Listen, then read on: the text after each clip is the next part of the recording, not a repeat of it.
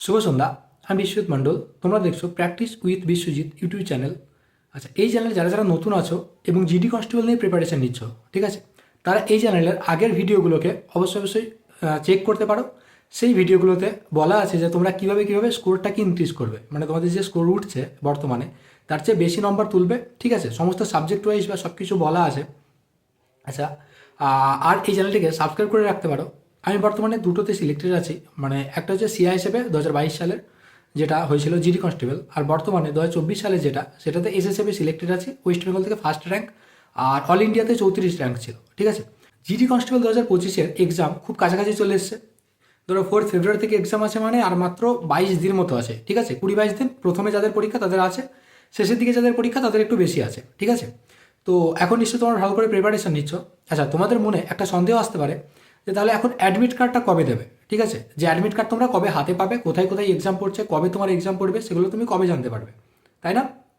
তো দেখো, এসএসসি যেভাবে তোমাদের মানে এক্সামের অ্যাডমিট কার্ড দিয়ে থাকে, প্রধানত যেদিন এক্সাম শুরু, মানে তোমার যেদিন এক্সাম থাকে তার চেয়ে প্রথম যেদিন শুরু হয়, ধরো 4 ফেব্রুয়ারিতে এক্সাম শুরু, তার থেকে ওই 10 থেকে 15 দিন মতো আগে তোমাকে মানে সমস্ত কিছু ওরা দিয়ে দেয় বলতে তোমার রোল নাম্বার দেবে, ঠিক আছে, কোথায় এক্সাম পড়ছে, মানে কোথায় বলতে কোন সেন্টারে পড়ছে সেটা দেবে না, ঠিক আছে, হয়তো কলকাতা বা কল্যাণী এগুলোকে দিয়ে দেবে। কবে এক্সাম পড়ছে, কোন শিফটে পড়ছে এগুলোকে বলে দেয়, ঠিক আছে। অ্যাডমিট কার্ড ডাউনলোড করতে দেয় না, সেটা কি না 10 থেকে 15 দিন আগে, ঠিক আছে, 10 থেকে 15 দিন আগে ওটাকে করে দিল।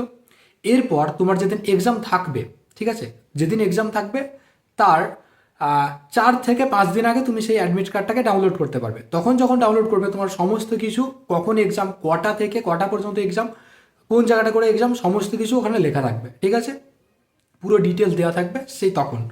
তার আগে তুমি ডাউনলোড করতে পারবে না, শুধুমাত্র তুমি দেখতে পারবে, ঠিক আছে। আর কোনো রকম অ্যাপ্লিকেশন নম্বর বা কোনো কিছু দিয়ে সার্চ করতে হয় না। আমি অবশ্যই যদি অ্যাডমিট কার্ড যখন আসবে, ধরো আশা করি 20 জানুয়ারি থেকে 25 জানুয়ারির মধ্যে অ্যাডমিট কার্ড চলে আসবে, ঠিক আছে, কারণ 10-15 দিন আগে তো আসবেই, মানে 20 থেকে 25 জানুয়ারির মধ্যে তোমাদের অ্যাডমিট কার্ড আসবেই। আর কিভাবে তোমাদেরকে ওটাকে ডাউনলোড করতে হবে অবশ্যই বলে দেবো, ঠিক আছে।